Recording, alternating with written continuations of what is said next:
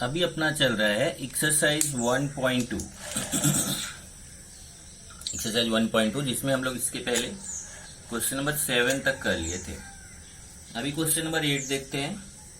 Question number 8, OPQ is the sector of a circle having center at O and radius 15 centimeter. If measurement of angle POQ equal to 30 degree, find the area enclosed by arc PQ and chord PQ. अब देखिए arc PQ और chord PQ के बीच जो area है वो अपने को find करना है। अपने को दिया क्या है, एक तो सेंट्रल एंगल दिया है 30 डिग्री, रेडियस दिया है 15 सेंटीमीटर और OPQ क्या है, सेक्टर है। तो सबसे पहले इसका हम डायग्राम बना लेते हैं तो अपने लिए थोड़ा सा इजी हो जाएगा। तो इसमें क्या है, आप सबसे पहले एक सर्कल ड्रॉ करेंगे। ये सर्कल हो गया। इस सर्कल का सेंटर है O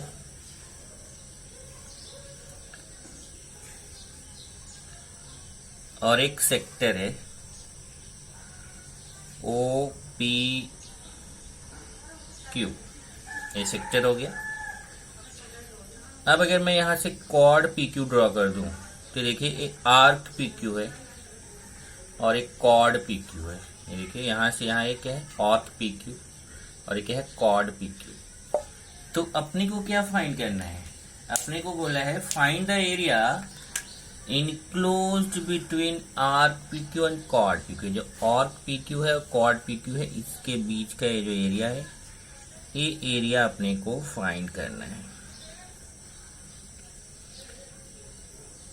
इस एरिया को अपने को फाइंड करना है। इस एरिया को फाइंड करने के लिए अपने को क्या करना है, देखिए अगर आप एरिया ऑफ सेक्टर फाइंड करो OPQ, देखिए ये पूरा एरिया ऑफ सेक्टर फाइंड कर लें तो उसके लिए तो अपने पास फॉर्मूला है ही 1/2 r² थीटा। इससे हम एरिया ऑफ सेक्टर फाइंड कर सकते हैं। और फिर हमें किसी भी तरीके से एरिया ऑफ ट्रायंगल अगर फाइंड कर लें तो एरिया ऑफ सेक्टर में से जो एरिया ऑफ ट्रायंगल है इसको माइनस कर दीजिए तो हमें ये जो हमें डार्क पार्ट है जो हमें फाइंड करना है शेडेड रीजन, वो हमें मिल जाएगा। तो इसमें अगर देखें तो अपने को रेडियस दिया है कितना, 15 सेंटीमीटर। सेंट्रल एंगल दिया है कितना, 30 डिग्री। ओके, कैसा भी करके सेक्टर का तो एरिया आप फाइंड कर लेंगे क्योंकि आपको रेडियस भी मालूम है, सेंट्रल एंगल भी मालूम है। पर आपको ट्रायंगल के लिए कुछ यहाँ पे चेंजेस करने पड़ेंगे। जैसे क्या चेंज करेंगे, यहां से आप परपेंडिकुलर ड्रॉ कर सकते हो। चलिए जैसे इधर से परपेंडिकुलर ड्रॉ कर देते हैं। ये हम इसमें परपेंडिकुलर ड्रॉ कर दिया। अब परपेंडिकुलर ड्रॉ कर दिया तो यहाँ 90 बन जाएगा, यहाँ 90 होगा, यहाँ 30 होगा तो ये 60 हो जाएगा। तो यहाँ 30, 60, 90 थ्योरम अप्लाई कर सकते हैं। ये अपने ट्रिग्नोमेट्री वाले फॉर्मूले से आप कर सकते हैं। ओके, तो हमें यहाँ पे नाम दे देते हैं कुछ। मान लो हमने PM ये परपेंडिकुलर ड्रॉ कर दिया। ओके, तो चलिए लिखते रहते हैं। सबसे पहले रेडियस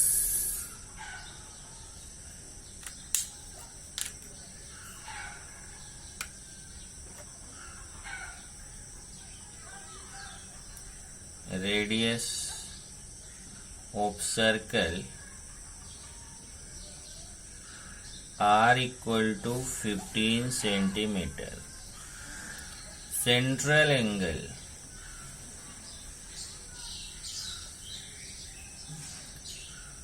एंगल को हम थीटा से रिप्रेजेंट करते हैं। Theta equal to 30 degree. तो डिग्री है तो आप जानते हो रेडियन में आपको कन्वर्ट करना है। 30 इंटू π/180 तो रेडियन में कन्वर्ट हो जाएगा। तो 30 से इसको कैंसिल करेंगे तो 6 आएगा, π/6 रेडियन। ये सेंट्रल एंगल हो गया। तब आप फाइंड कर सकते हैं area of sector OPQ। Area of sector OPQ formula आपके पास है एरिया ऑफ सेक्टर का 1/2 r स्क्वायर थीटा। चेक करिए 1/2 r, रेडियस कितना है 15 स्क्वायर, थीटा π/6। ओके, कैलकुलेशन कर लेते हैं। एक बार 225 π/2 × 6, इसको कैंसिल करना है, इसको कैंसिल कर देते हैं।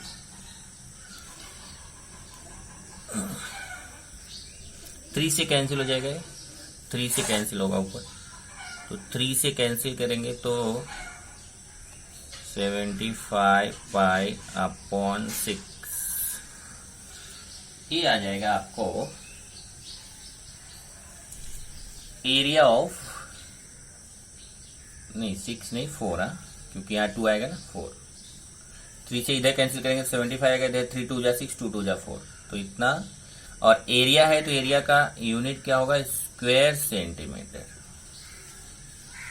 ये आपने area of sector OPQ find कर लिया। अब देखिए ध्यान से डायग्राम में फिर से, जब आपको एरिया ऑफ सेक्टर OPQ मिल गया तब आप area of triangle OPQ find करेंगे। तो उसमें बताना पड़ेगा आपको, आपने PM परपेंडिकुलर OQ ड्रॉ किया है, फिर ये 90 है तो ये 60 होगा, ये 30 होगा, 30 60 90 थ्योरम से हमें परपेंडिकुलर जो PM है ना हाइट, वो फाइंड कर सकते हैं।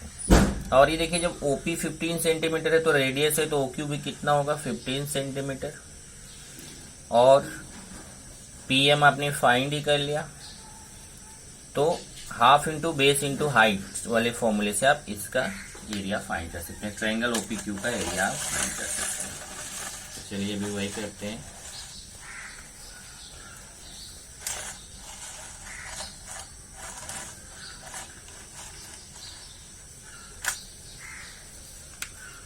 Draw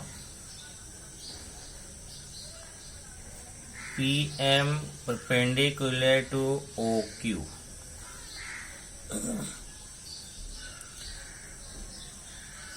So angle PMO equal to 90 degree। So angle OPM equal to 60 degree. आप बोलते हैं थर्ड एंगल, बराबर। ये सब चीज वैसे बताने की जरूरत नहीं है। तो ये कितना हो जाएगा 60 डिग्री। तो बाय 30 60 90 थ्योरम, 30 60 90 थ्योरम।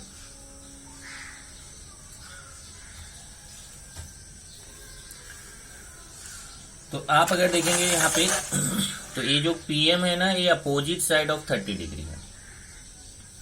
तो opposite side of 30 degree PM है, तो अपोजिट साइड ऑफ 30 डिग्री आप जानते हैं, opposite side of 30 degree is equal to half into hypotenuse, बराबर। Opposite side of 30 degree half into hypotenuse, तो ये हो जाएगा हाफ इंटू, इसी के रेस में ले लेते हैं, हाफ इंटू OP। अब यहाँ OP कितना है 15, तो आ जाएगा 15/2 सेंटीमीटर। ये PM आ गया। तब आप फाइंड कर सकते हैं इसको, चाहे तो आप पॉइंट में भी ले सकते हैं या वैसे रहने दीजिए। फिर area of triangle OPQ half into base into height.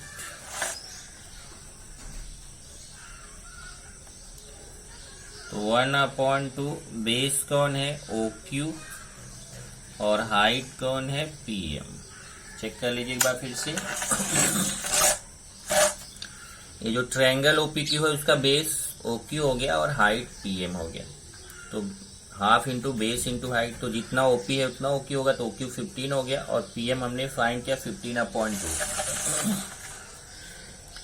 तो हो जाएगा 1/2 इंटू 15 इंटू 15/2, ये आएगा 225/4 square centimetre.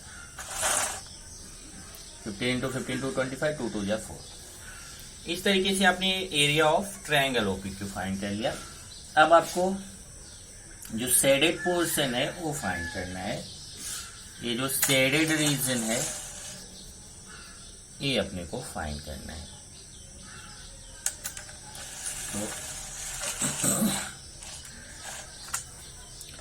So area enclosed by arc PQ and chord PQ equal to area of sector OPQ minus area of triangle OPQ। अब area of sector OPQ आपने यहां से find किया। देखिए area of sector OPQ 75 pi upon 4, तो इसकी जगह लिखेंगे 75 pi by 4 minus area of triangle OPQ इधर आपने फाइंड किया 225 अपॉन 4। यहां से आप चाहें तो कॉमन ले सकते हैं, जैसे 75 अपॉन 4 कॉमन हो जाएगा। तो यहां से 75 अपॉन 4 कॉमन होगा तो पाई बचेगा। इधर 75 बाई 4 से डिवाइड करेंगे तो 4 4 कैंसिल होगा। 75 से इधर डिवाइड करेंगे तो आएगा 3। 75 से 25 को डिवाइड करेंगे तो 3 आएगा स्क्वायर सेंटीमीटर। यही आंसर हो जाएगा। तो लास्ट में आप आंसर लिख सकते हैं। Area enclosed by arc PQ and chord PQ equal to 75 by 4 pi minus 3 square centimeter। ये question number 8। Okay, then question number 9।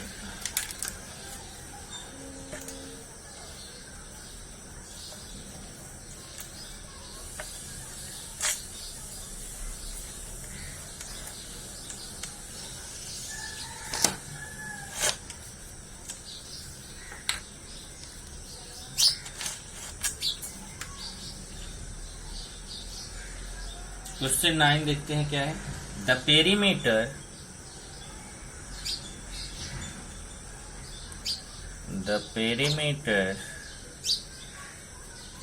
Of the sector of the circle. The perimeter of the sector of the circle of area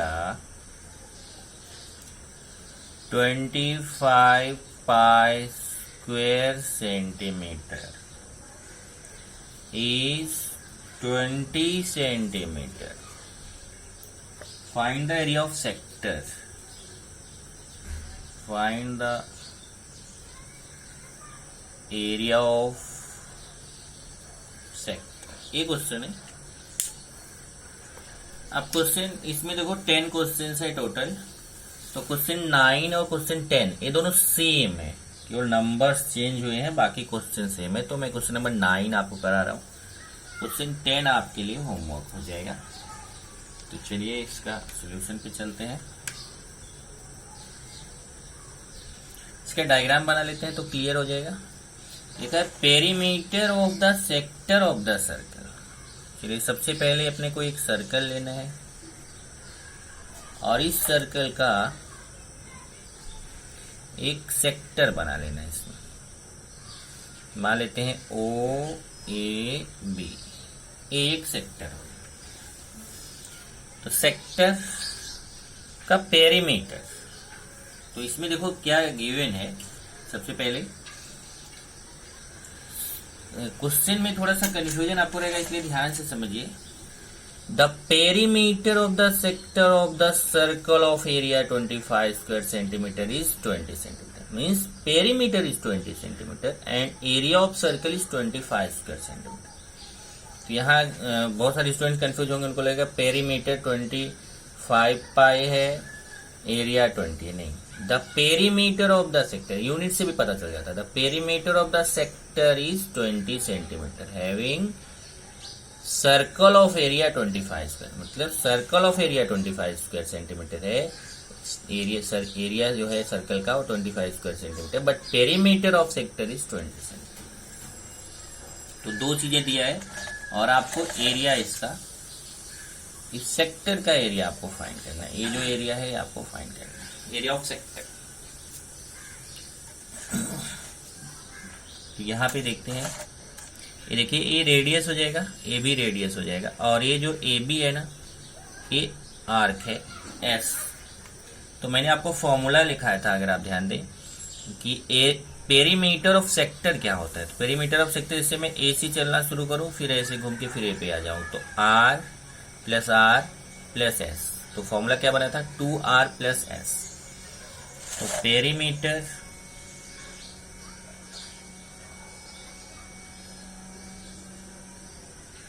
perimeter of sector कितना दिया है, 20 centimetre. Area of circle दिया है अपने को 25 square centimetre. अब अगर आप देखें तो एरिया ऑफ सर्कल का फॉर्मूला होता है pi r square. Pi r square equal to 25. Okay, तो जब आपको pi r square equal to 25 आ गया, 25 पाई, 25 पाई यहाँ पे मैंने 25 पाई स्क्वायर सेंटीमीटर. जरा देख लीजिए एक बार, circle of area 25 pi square centimetre. Area of circle कितना दिया, 25 पाई स्क्वायर सेंटीमीटर, और एरिया ऑफ सर्कल का फॉर्मूला था पाई आर स्क्वायर. तो ये 25 pi get cancel, r square equal to 25. Square root लेंगे तो आपको आर के वैल्यू मिल जाएगा. Radius is always positive, negative नहीं लेते हैं, इसलिए आर इक्वल टू 5 सेंटीमीटर. ये अपने को मिल गया रेडियस. रेडियस मिला तो फिर एस फाइंड करता है. अभी क्या गिवन है, पेरीमीटर ऑफ सेक्टर, ये अपने को कितना है, 20 सेंटीमीटर. अब पेरीमीटर ऑफ सेक्टर का फॉर्मूला क्या आपको बताया, 2r plus S equal to 20. अब r का वैल्यू अपने को पता चल गया 5. 2 into 5 plus S equal to 20. ये 5 है. अब 2 5 जा 10, 10 को उधर ले जाके माइनस करेंगे तो एस इक्वल टू 10 आ जाएगा.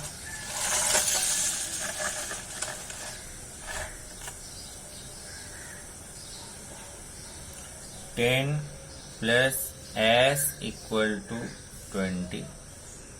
So s equal to 20 minus 10. So s equal to 10 centimetre. ये अपने को s भी मिल गया. तो हम फाइंड कर सकते हैं area of sector. Area of sector,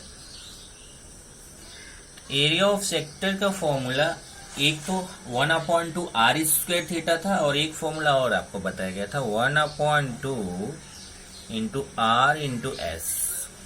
check करिए जरा फॉर्मूले में, एक था 1/2 आर स्क्वायर थीटा और दूसरा फॉर्मूला था 1/2 into R into S. 1/2 into R का वैल्यू कितना है, 5, और एस का देखेंगे तो 10. अभी 2 5 जा 10, 5 5 जा 25. ध्यान रखिए इस एरिया है तो स्क्वायर सेंटीमीटर.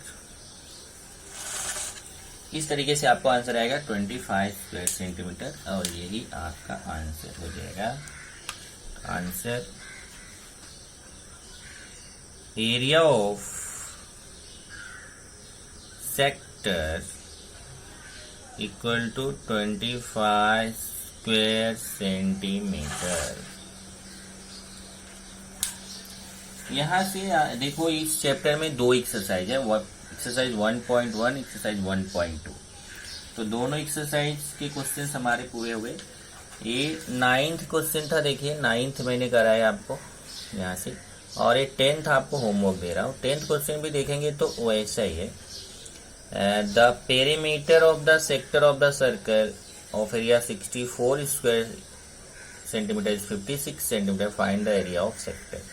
तो जैसा 9th क्वेश्चन है वैसा ही 10th है, तो आप 9th के जैसा 10th खुद से करेंगे। और यहाँ से ये एक्सरसाइज 1.2 जो है वो खत्म हो जाता है। अब हम लोग चलेंगे मिसलेनियस पे। उसमें भी बहुत सारे क्वेश्चंस हैं। पहले तो ऑब्जेक्टिव क्वेश्चंस, 10 ऑब्जेक्टिव क्वेश्चंस। तो जो 10 ऑब्जेक्टिव क्वेश्चंस हैं पहले उसको करेंगे और फिर तब चलेंगे सेकंड पार्ट पर, जो कि हमें सॉल्व करने वाला है। इसमें से बहुत सारे क्वेश्चंस आप चाहें तो खुद से कर सकते हैं। तो पहले चलते हैं ऑब्जेक्टिव क्वेश्चंस।